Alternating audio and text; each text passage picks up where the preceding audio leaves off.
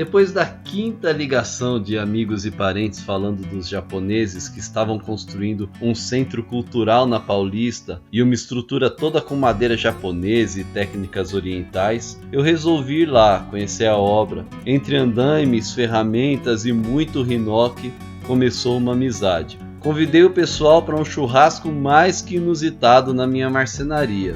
O privilégio, a experiência, a troca, o Japão na minha vida, o Japão na história do Brasil, o Japão na Avenida Paulista. É só beleza, é só riqueza.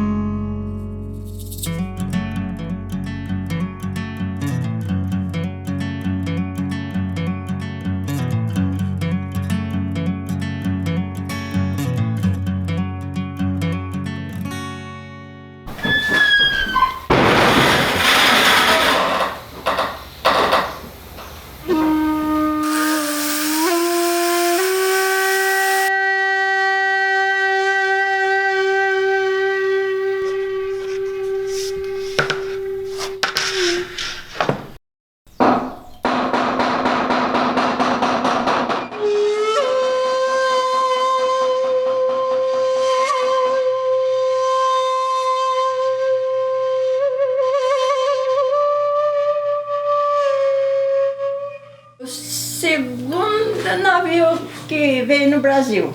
Primeiro no segundo. Já está com acho que uns 120, 130 anos atrás. Que ano que foi isso? Eu nem sei.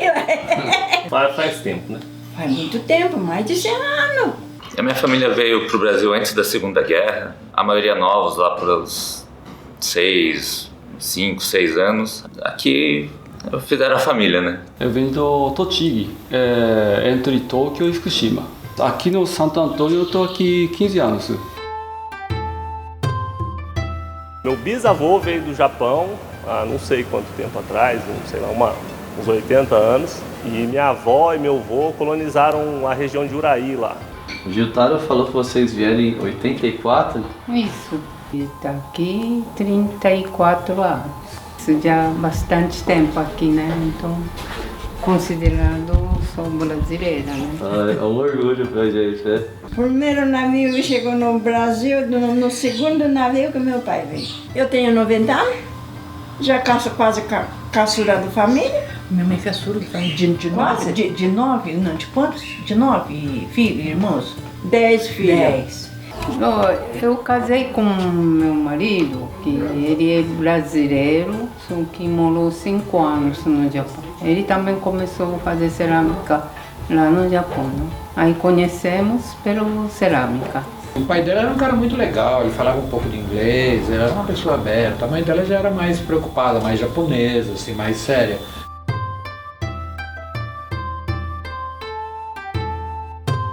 Até a dificuldade de adaptação aqui, né? Eles vieram para o campo e foram progredindo para de alguma forma chegar onde todo mundo chegou, né? Eles chegavam onde? Logo que chegavam no Santos. No Santos. E como é que foi que decidiu vir aqui pro norte do Paraná? Depois ficou no estado de São Paulo bastante tempo, trabalhar de boia fria, tudo. Colhendo café, não tinha Colhendo café. Também. Eu sou... O Titia veio quando pra cá? Eu nem sei, era criança. Meu avô conseguiu formar os filhos sendo peixeiro. Todos os meus tios são estudados, tanto por parte de mãe quanto por parte de pai, com ensino superior. E isso sempre foi valorizado pela minha família, assim como todos os meus primos hoje são. 3 anos a aprender, eu acho que dá para aprender, é básico. Mas até conseguir fazer mais ou menos, é 10 anos. Aprendi como ceramista e depois montei pro meu ateliê em Tóquio com forno a gás, né? Lá não tem espaço e não pode ter fumaça, essa coisa. E tinha um pequeno ateliê. Como todos os japoneses, eles trabalharam em lavouras e tal, e foram conseguindo, com o estudo e a educação, foram conseguindo progredir e montar as famílias aqui.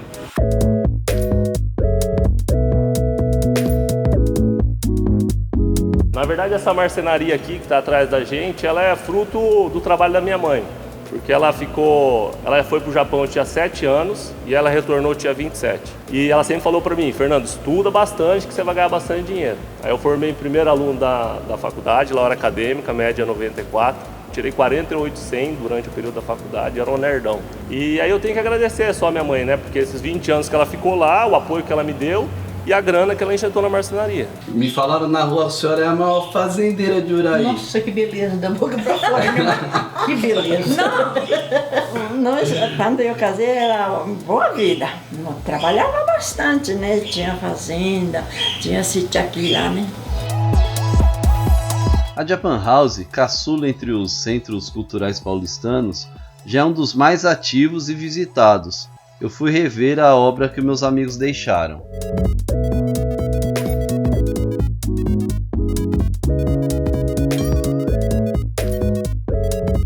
A Japan House é um centro cultural que tem como missão mostrar o que o Japão está fazendo hoje, né? Com isso, a gente escancara todo esse lado japonês tão único e tão rico que é de tudo que estão fazendo hoje, leva em consideração o passado e o tradicional, justamente para se desenvolver. Quer dizer, eles não passam por cima da tradição para atingir o hoje. Sua disciplina, esse seu vigor, determinação, é uma característica bem de vocês, né? Bem japonesa, bem familiar. Na verdade, os japoneses, quando colocam um negócio para fazer, faz. E não tem jeito. Ainda faz bem feito. Por que você decidiu trabalhar com marcenaria? Mas é por acaso. Por acaso? No colégio eu fazia assim cerâmica, 3 anos. Eu achei muito interessado para fazer cerâmica. Achei assim, interessante da madeira também. E quando eu estava assim na faculdade, eu achei faculdade de marcenaria junto com desenho imobiliário no Japão. Aí eu comecei a fazer essa faculdade e depois comecei a trabalhar na firma. Aí aprendi bastante na firma. O meu avô trabalhava com contabilidade, o meu outro avô trabalhava com peixe na feira, vendendo peixe na feira. Como japoneses, eles sempre foram de fazer coisas, de montar as estantes. Pequenas coisas em casa eram sempre feitas por eles mesmos. Meu avô tinha um monte daquelas ferramentas manuais, tipo a furadeira, aquela de girar.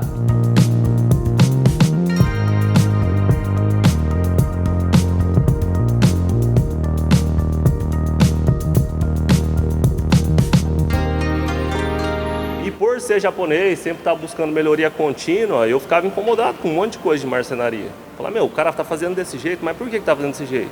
É muito amador desse jeito. Aí eu fui buscando formas diferentes de estar realizando aquele serviço de uma forma diferente. O uso do hinoki dentro de uma construção é um aspecto tradicional na arquitetura japonesa e você vê isso muito inclusive em templos mesmo. Madeira que é extremamente resistente também. E a linguagem que o Kengo Kuma usou, quer dizer, se ele usou um material que é muito tradicional, uma forma de encaixe que é muito tradicional, e isso no Japão é passado de geração a geração, quer dizer, na verdade o Japão tem essa perpetuidade de técnicas que são passadas, né? Ele, na verdade, quando faz o desenho da fachada de hinoki aqui para Japan House, é um desenho que é totalmente contemporâneo e que incorpora certos elementos atuais, como cabos de aço, por exemplo, que não se veria numa construção tradicional. Antigamente, assim, sabe, tipo, época de lenda, época de tipo mito japonês.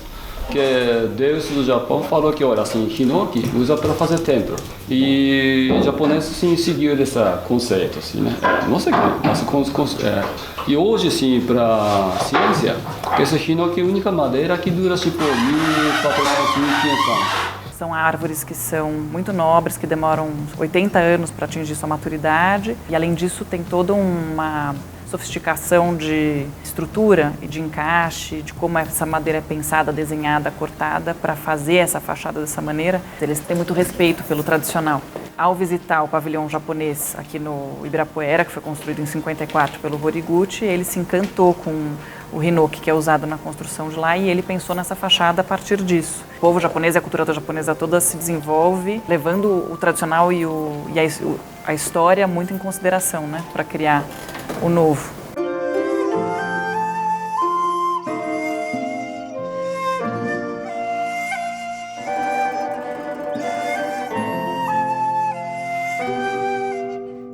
Nós, brasileiros, moramos num país tropical, a gente gosta de cores vibrantes, cores primárias. E no Japão é o contrário, são cores pastéis.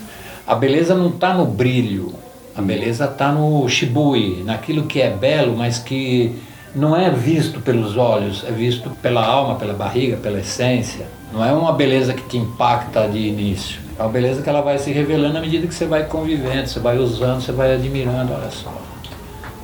Essa é a força da natureza, né? O Kengo Kuma, ele diz que ele pensou em criar uma floresta aqui na Paulista. Então acho que mesmo a ideia de que a Japan House seria uma floresta já faz uma bela de uma apologia à importância da madeira, né? No Japão, assim, né, desde construção até assim, bastante coisa, né? Tudo papel também, né? Então usa bastante madeira no Japão. Por exemplo, até antigamente usava tapaué, né? De madeira. E dá para renovar, né? A única matéria-prima que é renovável.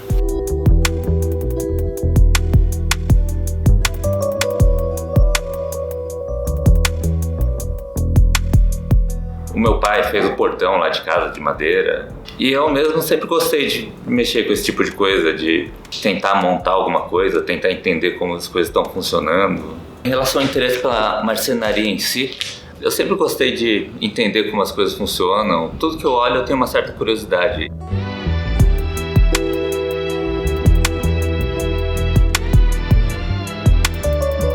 Depois eu fui fazer engenharia e tal. Eu sempre tive interesse pela geometria das coisas. E com isso, posteriormente, com a estética que isso leva, eu encontrei na marcenaria uma forma de tentar trazer estética por meio de formas geométricas que agradem o olhar e façam algum sentido prático.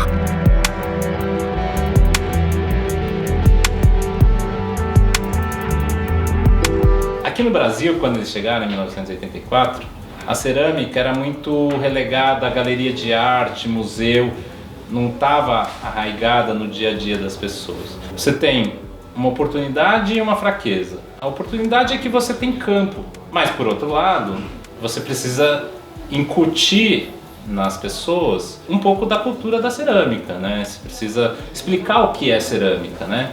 E abrir o forno e chamar as pessoas aqui foi muito legal, porque esse contato com as pessoas... Porque, na verdade, a gente não faz cerâmica para turista. Nós não temos esse viés.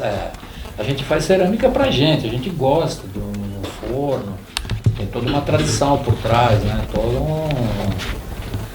uma história, não é simplesmente pegar o barro, fazer, queimar.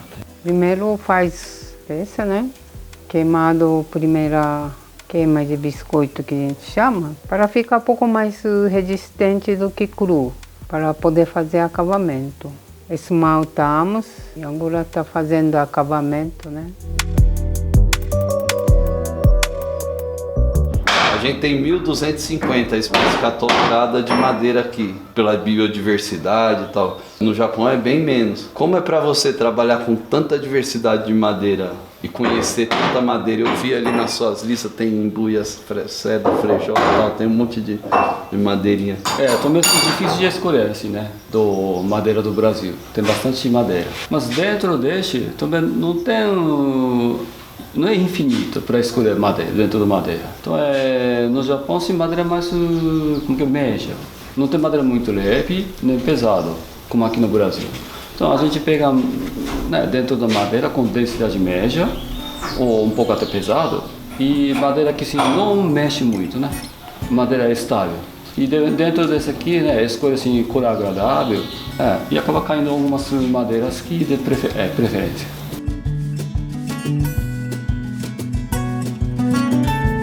A grande virada na marcenaria foi que em 2012 o marceneiro que trabalhava comigo saiu e eu fiquei sem marceneiro. E eu tive que tomar a frente da marcenaria.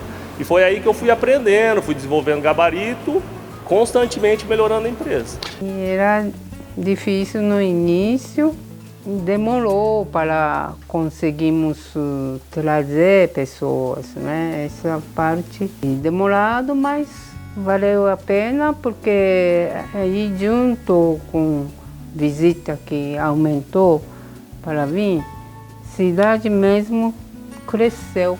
E os japoneses, os orientais, têm essa questão em relação às coisas feitas pela mão, né, o artesanal. E a pessoa que vem aqui também, ela acaba não levando só uma peça de cerâmica, né? Ela acaba levando um pouco da história, ela acaba levando um pouco desse lugar. Como, por exemplo, um arquiteto japonês que trabalha muito com a madeira, quando veio fazer o projeto da Japan House, que tem como propósito mostrar o Japão contemporâneo, porém levando em consideração toda a bagagem tradicional do país, né, da cultura do país, que é uma coisa que no Japão é muito inerente. O povo japonês e a cultura japonesa toda se desenvolve levando o tradicional e a história muito em consideração, né? De uma certa forma, eu tento buscar algo mais contemporâneo, só que o pessoal fala que acaba saindo algo oriental. Acho que não tem muito como fugir das raízes.